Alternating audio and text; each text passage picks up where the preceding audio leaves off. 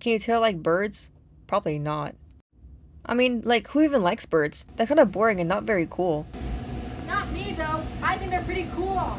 I even did my senior research project on this. As we saw earlier with the morning dove phyla, local birds that find themselves stuck and are man-made honeycombs of concrete and house sparrows may be kind of hungry. Just look at how hungry these babies are.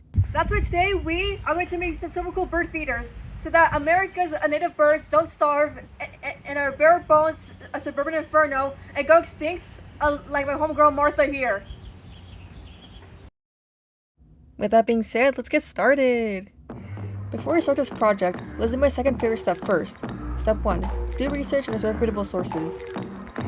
For example, I've got a few bird books written by some cool writers on my sleeve. Well, like, of course I do. Okay, maybe not this guy. Basically, we're gonna want to research local native birds in our area, like their diet, their feeding style, like cool stuff like that.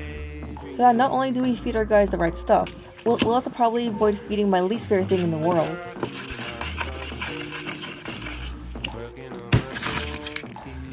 Invasive species. I am probably the #1 hater in the world. We'll come back to this later on.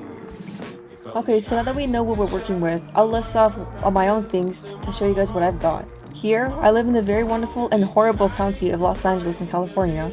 Some common seed-eating native birds that you'll see around here is the mourning dove, the goldfinch, house finch, and the California towhee, so we'll cater more towards them today. Alright, let's go make some bird feeders, yay! Get a clean plastic water bottle or other sort of material, a plastic spoon you either have used and clean or wasn't gonna use anyway, and some birdseed.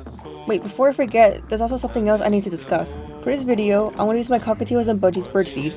I guess you can also use store-bought wild bird seeds, but I'll use what I already have. I'd also ask my mom to buy me these seeds on Amazon, since seed-eating passerines really like this stuff, but like it's Amazon, and their practices goes against everything environmental science has taught me and my moral compass. Plus, that stuff only grows outside the US, which means international shipping and pollution. No thank you. My seed is grown like a few states away or something, so pollution-wise this is probably better. Okay, anyway, back to this. Measure how much you should cut to fit the handle of the spoon and cut it out. Leave some of the handle sticking out from the back and cut some extra space around the head of the spoon, but don't cut too much though. Fill it with a good choice of bird seed and cut some holes for string and to give the seeds air so that way they don't grow mold, because that's kinda gross.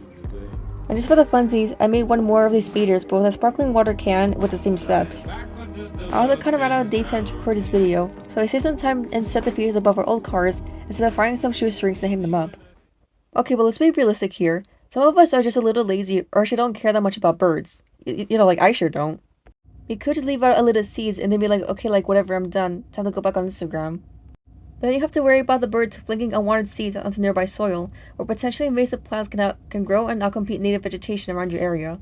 And I know you might be like, okay, I still don't care. Then you got the same attitude as the people who thought it was a good idea to bring European starlings over to America, because basically, for the funsies. What losers those guys were.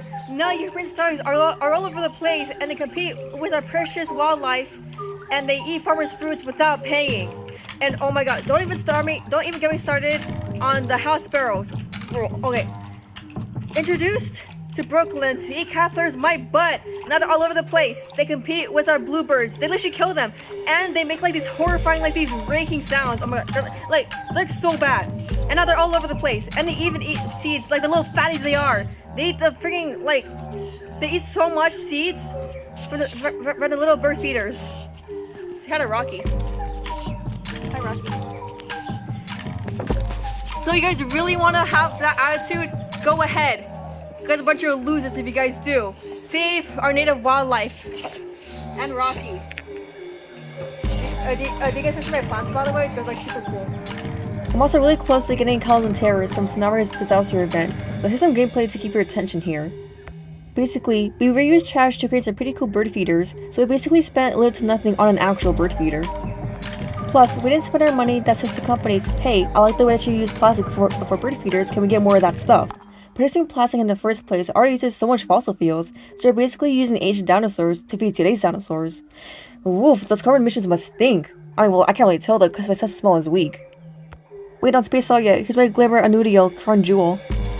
Yes, aluminum cans are relatively easy to recycle into new material. You toss them into the recycling bin, and yay, that's a good thing. Plus, they're really pretty as decorations. Or as ugly as 2020 monster cans if you can't design if your life depended on it. Yeesh. But we use a plastic bottle first. And like, you know these guys for like being like the face of waste pollution. Unlike aluminum, plastic degrades in quality as it's reused into new material. So eventually that bad quality plastic isn't good enough to use anymore. It goes to a gross landfill or some other gross place. It takes up space, produces BHPs, PHAs, and PFAs, which contribute to water pollution if not kept under control, causes liver damage and cancers tumors in humans in long exposures, and can contaminate soil. That is not very good. Jump scare, here's that word to file up from the beginning of the video. As an individual who now knows something new about plastics, you've got a choice. Now, you can help support native wildlife in urban cities and reduce plastic consumption at the same time. Or like, you can choose to be a loser and buy a plastic bird feeder, and where you spend your money with the knowledge of what you're buying now is gonna say a lot about you, so... Okay, that's all I have to say for recycling, but I've got more to say though. Not only do I love birds, but I also love environmental science.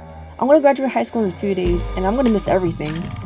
Not just kidding, I did not adjust well to the school when I transferred after my sophomore year. Go Hunters.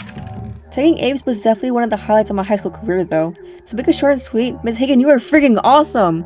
Thank you guys for also being freaking awesome. I hope I can pursue more passion work in ornithology and environmental science in the future, like my homeboy John James Frodabong. Alright, time to go, finally. Once a goopy girl, always a goopy girl. Passenger pigeons deserved better. I like birds, and you only live 3 times a day, so I leave you with this. Go bird watching while you still can. Bye! Please reuse, reduce, recycle, repurpose, and refuse. Okay, that's it.